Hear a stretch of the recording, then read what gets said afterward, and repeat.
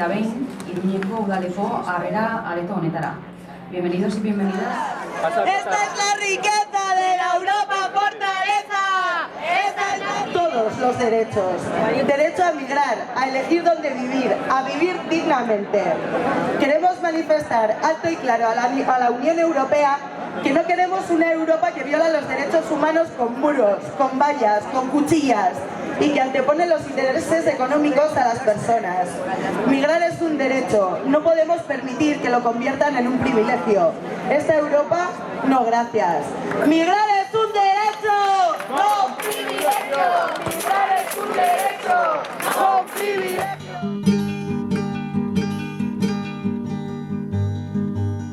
Yo pregunto a los presentes si no se han puesto a pensar que esta tierra es de nosotros y no del que tenga más.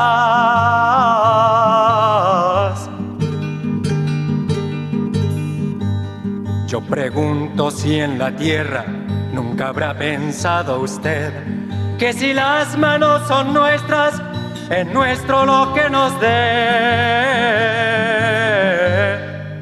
A desalambrar, que la tierra es nuestra, es tuya y de aquel, de Pedro y María, de Juan y José.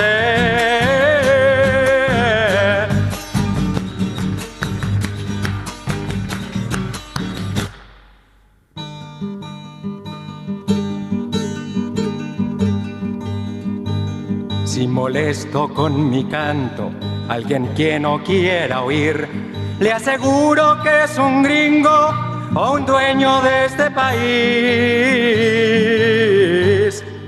A desalambrar, que la tierra es nuestra, es tuya y de aquel, de Pedro y María, de Juan. Tú de aquí para allá y tú de aquí para allá.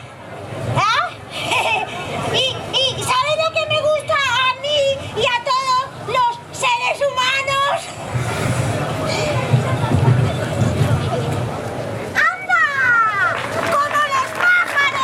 ¡Que no se ve nada!